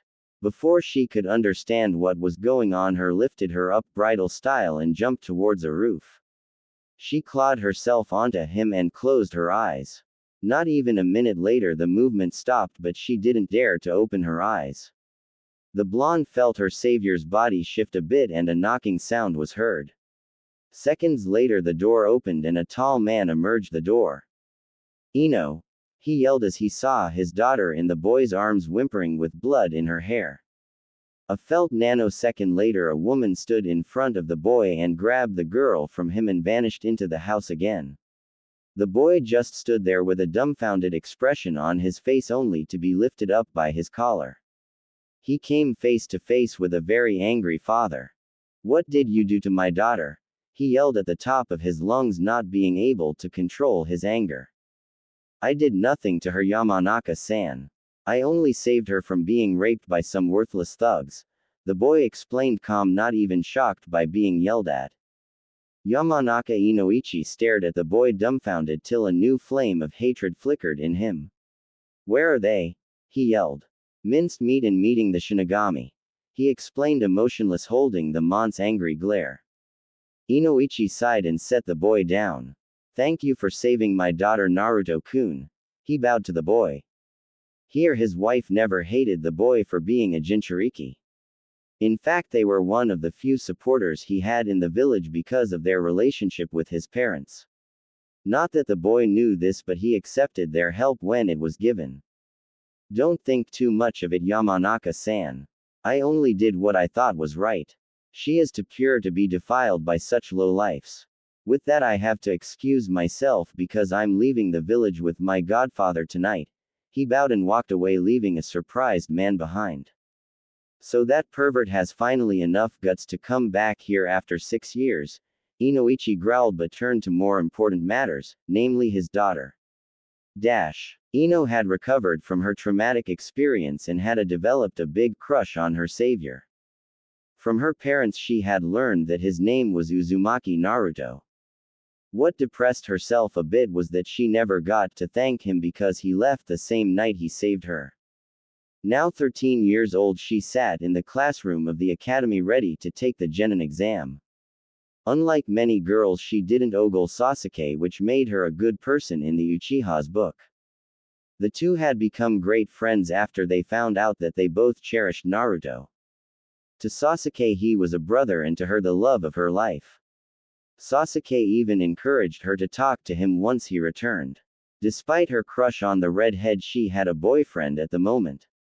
She hoped to get some experience in handling such a relationship and her parents had encouraged to do so. Even if her dad was a bit childish when it came to such things. But today was something else going on beside the Genin exam. Naruto was coming back to the village from what Sasuke had told her. Okay brats. Let's start the written part of the exam. Mizuki yelled in a fake happy tone. Everyone glared at him, making his smile sink.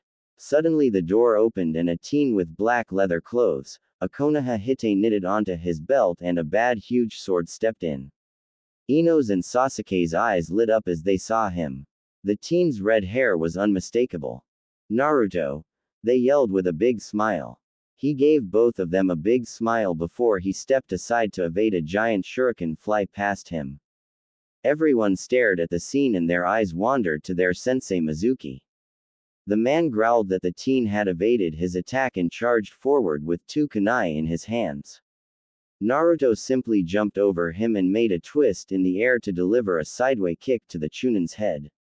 The power behind the kick was enough to make Mizuki fly into the wall, creating a huge crater in it as he met it head first.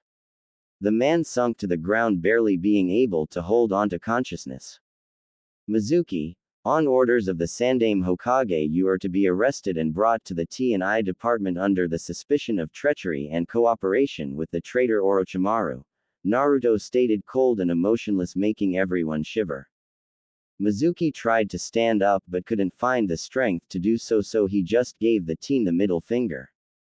Naruto picked him up by his throat and lifted him off his feet. You, demon, you have no authority over me. He tried to glare but failed miserable. On the contrary, I have all the authority I need. I am a special Jonin and I am acting on the orders of the Hokage himself. That is more than enough to take you down. But now that you have resisted arrest and broke the Sandaime's law, I have the authority to kill you. Naruto explained as his eyes turned white, not that anyone beside Mizuki saw that. With that the teen ripped the Chunin into pieces, gaining many gasps and gagging noises from the teens. Jiraiya leaned in the door and sighed at the mess. The ripped apart Mizuki began to sink into the shadow of the room and left no trace behind. Naruto turned to Iruka and bowed. I'm sorry for disturbing the exam and damaging your classroom, Iruka-san. Please continue what you were doing. I will pay for the repairs. He then turned and walked to the door. I'll see you two later. He smiled and looked towards Sasuke and Ino. With that he left the class to their exam, not that anyone really noticed it. You are so awesome, Naruto-kun. Ino thought with a crimson blush because he had met her eyes despite his cruel actions just now. She had seen the cruel reality as she visited her father at work a few years ago. Since then she had steeled herself to the real life of a shinobi. You are already a special Jonin. I guess I have some training to catch up on. But it's good to have you back, Ni-san. Sasuke smiled, not noticing the glares his fangirls through the door Naruto had just left through. That bastard took all of Sasuke-kun's attention. He's mine, was their common thought. They didn't even realize that had just murdered a man. Iruka-sensei, who was that? Kiba asked, confused, still shivering. That was the bloody fang of Konoha, Uzumaki Naruto. Iruka smiled as he remembered his talk with the Hokage a few days earlier about the boy's return. He was one of the few people who cared about the boy when he was little, but he couldn't take him in because the civilian council didn't allow it. Seeing him like this was a bit disturbing, but the nod Jiraiya had given him soothed his worries of the Kyuubi having taken over the teen's mind. Hey, I have heard of him. He is supposed to be the only one in Konoha's history to have a bingo book entry at the age of 7. He is supposed to be a bloody monster, Choji yelled, letting his bag of chips fall to the table in shock, already a bit green from the previous scene. He is supposed to be AA rank ninja if I remember correctly. Shino stated monotone, though if you would look closely you could see him shaking. Everyone fell silent. Nobody knew how to deal with this. If that was true, then they just now witnessed one of the greatest shinobi of their era do his work. Heck, the boy was their age and was already so famous. Ino giggled at their expression because she had kept a close eye on Naruto's career outside the village through gossip and his bingo book entry. Sasuke just smiled, but inwardly he was shocked. He hadn't known that his brother was so famous. He knew that Naruto had a bingo book entry, but he neglected to look at it because he wanted to hear all the awesome stories from him personally. Guess I will ask him about it later. He sighed and turned his attention to the task at hand. Okay kids, let's continue with the test. Iruka yelled, gaining many groans from his students because many were too distracted from the young Jonin's appearance that they forgot most of the stuff they had learned for the exam. Iruka only smiled as he saw their distress. He knew that Naruto's entrance had a subtitle. It was a test of its own to see if the upcoming genins had it in them to concentrate even when something surprising like this happened. Though he was surprised that Mizuki was a traitor and how Naruto had dealt with him. He and his company sensei hadn't gotten along for a while now because Mizuki seemed more ferocious lately. The man had seen his fair share of death, so he wasn't really bothered by it. Flashback end. Hey Naruto. Someone called and he snapped out his thoughts. He looked up and saw his crush standing before him. Her long blonde hair loose over her back. The big smile on her lips warmed his heart. Hey there Ino-chan. He waved and she took a seat beside him. Since when are you back? She asked, propping her head in her hands. A few hours ago. I just got out of a meeting with the Hokage. He sighed and took a sip from his coffee. So how did it go? She asked, eager to hear of his mission. It went smoothly. We had a run-in with the Demon Brothers and Zabuza, but the latter backed off because of my reputation. We even freed the Wave Country from a tyrant. He shrugged with a smile. You lucky bastard. She whined with a cute pout. Don't worry Ino-chan. I'm sure you will have your own awesome mission soon enough. He smiled and patted her head. Her smile brightened up and enjoyed the feeling, but she noticed something in her friend's behavior. What's wrong Naruto? She asked, worried. It's nothing. I just told the team about my Kekkei Genkai. He explained with a sigh. And how did they react? She asked, worried, getting a hold of his hand. I think they took it well, but I'm a bit worried. He sighed again and leaned back against his chair. Don't worry about it. I'm sure that everything will work out. She soothed her friend. Thank you Ino-chan. He smiled and gave her a small fanged smile. You should get some rest. You look like the living dead. She gave him a small chuckle, which he returned because of her joke. Will do. Don't overwork yourself and greet your parents from me. He smiled and set a few ryo on the table. See you later Naruto. She waved and ran back to the flower shop.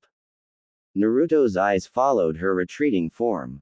His eyes stopped on a flower pod that held a aloe plant and frowned as his thoughts went to Ino's current boyfriend. Shikamaru was a nice guy, but something seemed to be on him lately. The redhead had met him shortly after he had graduated, and despite his anger for being with his crush, he liked the guy quite a bit. He was smart and calm, maybe a bit too lazy for his taste. But lately he seemed to be distracted by something and left Ino to herself more and more. Maybe I'm seeing a bit too much into it. He shrugged and vanished in a lightning shunshin to get some rest at his compound. Hey mom, I'm going to stay with my new Jonin sensei till the beginning of the Chunin exam in 3 months. He is going to teach me a lot of new stuff. Sakura yelled as she ran upstairs and began to pack her stuff, always remembering her warning. What do you mean new Jonin sensei? Haruka Haruno called after her and followed her. Well, I got a new sensei. He promised me to make me stronger so that I could make Chunin in the exams in 3 months. She explained, packing her stuff into her traveling bag. Why do you have to stay with him then? You can always go to meet him. Her mother asked, confused. Well, he wants to start early and he lives on the other side of Konoha. So going there every day would take too long. Plus we are leaving the town some when during training to get some experience, Sakura explained with excitement. Oh, this new sensei sounds like someone really strong, Haruka teased. Well, yes. He is the bloody fang of Konoha after all. The teen shrugged and mother froze up. She knew who hid behind the alias and she hated him with a passion. Why do you want to train with him? She hissed at her daughter. Sakura looked at her mother confused. One moment she was happy and then she got angry. Does she have a problem with Naruto-san? She thought. Well, the Hokage ordered me to train under him. The bubblegum girl shrugged. Well then that sounds reasonable. Haruka hissed with venom, thinking on how to rip the Hokage a new one. Well mom, I need to prepare some stuff for tomorrow. Do you need anything else from me? She asked her fuming mother. No. That's all. With that she stomped outside. What the hell? Sakura muttered, looking after her. She then shrugged it off as her mother's usual overprotectiveness acting up again.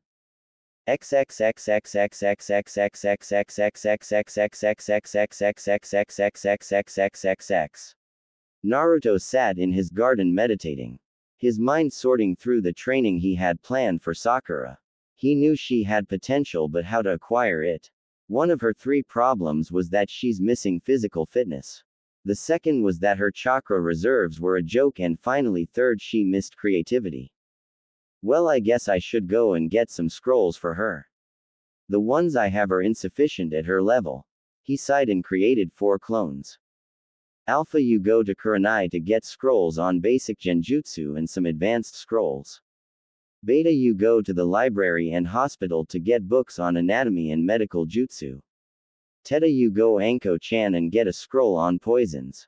Gamma, you go through my library on genjutsu, medical jutsu and poisons. Yes, boss. They shouted and vanished in a shunshin. Now then, I guess I should prepare the training gear for Sakura. He sighed, and with a puff of smoke her unsealed a scroll from the inner pouch of his hakama. He unrolled it and looked over the many different sealing matrix in it. He coated his right fingertips in chakra and began to touch different seals, activating them. 5 puffs of smoke later he rolled the scroll up again. First was a special set of training wrappings with strengthening seals so that they can withstand his training. Second were wrist and ankle bands with gravity seals. Third was a battle kimono specially created for ninja, made from chakra conductive material to harden it if needed. Fourth, a set of training weapons with gravity and strengthening seals. And fifth, a ink set so he can draw seals when needed. He eyed everything calm and collected before he sighed. Okay, this will be some serious training. Sakura will cry for mercy in the evening. He smirked. A static feeling ran over his skin.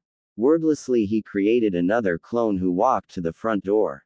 Hello, Sakura-san. He stated as he opened the door. Hello, Naruto-san. She bowed to him.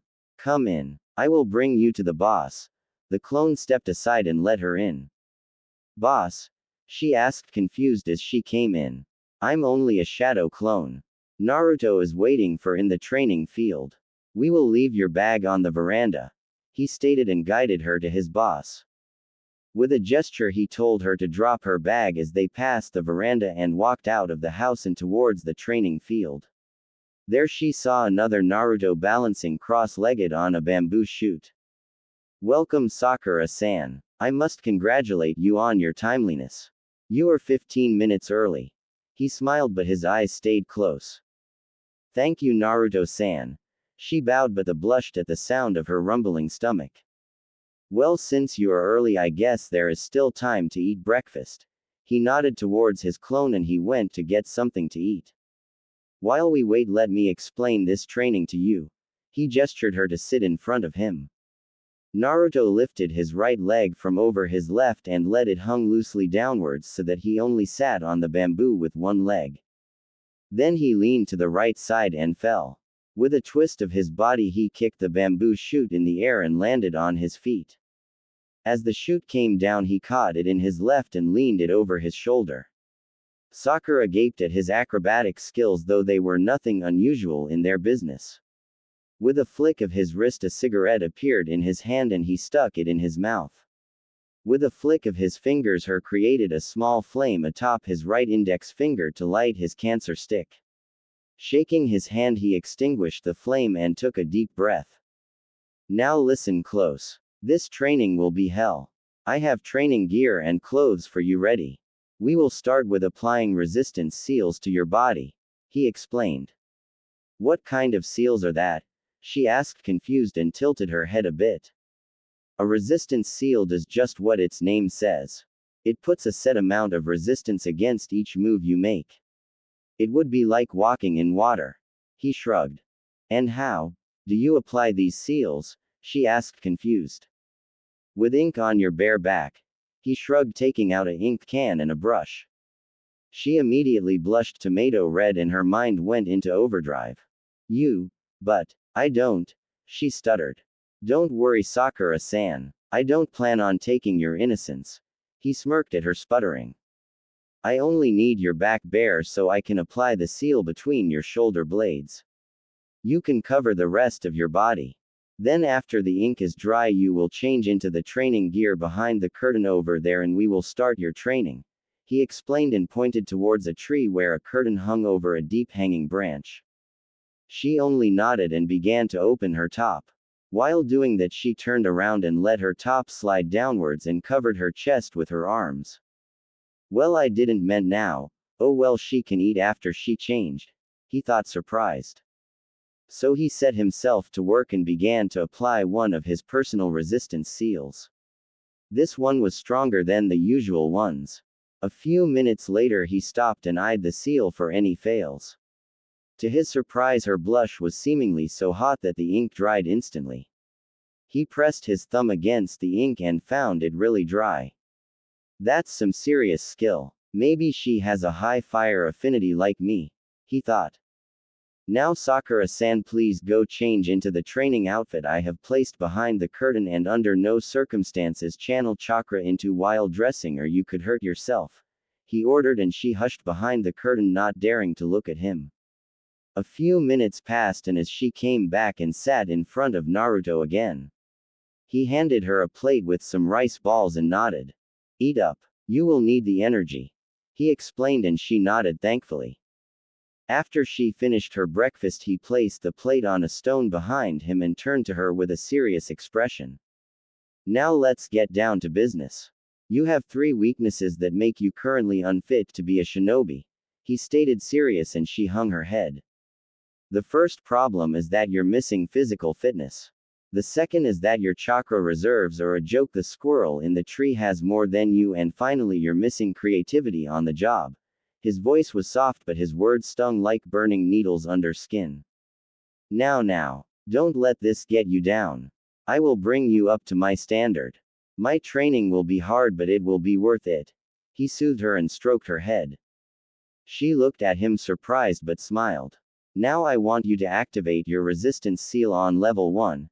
He ordered her. How do I do that? She asked, confused. Think of a small cup the size of your fist and fill it with chakra, then place this amount into the seal. That is enough to activate it. Then don't move for the next few minutes till the seal attuned to your body, he explained, and she did as she was told. A shudder ran through her body and she stared at him surprised. Don't worry. The seal is only scanning the size of your chakra pool to set a limit for the seal. While building up your chakra pool, the seal will attune itself while you're asleep so that it can set new limits for your training. It might take a minute or so, he explained, calm, and waited for the seal to finish its job. While we wait, I will explain you how we will work. At first I will bring up your physical strength and your chakra pool, and when I think you have progressed far enough I will start on your creativity. Once I see good progress in all 3 fields I will start on your justice. I will teach you the basics and some advanced techniques of genjutsu, medical jutsu, and kenjutsu. But I will only give you a sword if you are worth it, he explained with a dark glint in his eyes at the end. What do you mean, worth it? She managed to say as the seal set itself on level 1. The swords I have are special. You could say they are a part of me by blood. He shrugged and rolled his shoulder. How's that? She tilted her head and found it pretty hard to move. The blacksmith who made it used my blood and worked it into the blade. Like this it gained my affinities and made it so that it can only be wielded by me. His eyes darkened as he remembered the perverted blacksmith. That sounds scary. She whispered. Don't worry about it now. You have a long way to go to earn such an honor. He stated firm and she nodded. Now I want you to put the same amount of chakra into each wrist and ankle bands as you did into the resistance seal. This will give you about 20 kilos on each of your limb. After that I will give you 1 hour to get used to the weight before I hunt you around the training ground, he ordered, and she paled. But, that's too much, she stuttered. Too much you say? Girl, I started with the double weight. Right now my resistance seals, plural, are on level 10. That means 10 times more resistance than you have each. My weights are 500 kilos each limb. So don't whine and start to get used to it. When I'm finished with you, you will carry at least 150 kilos each limb, he stated stern and glared at her.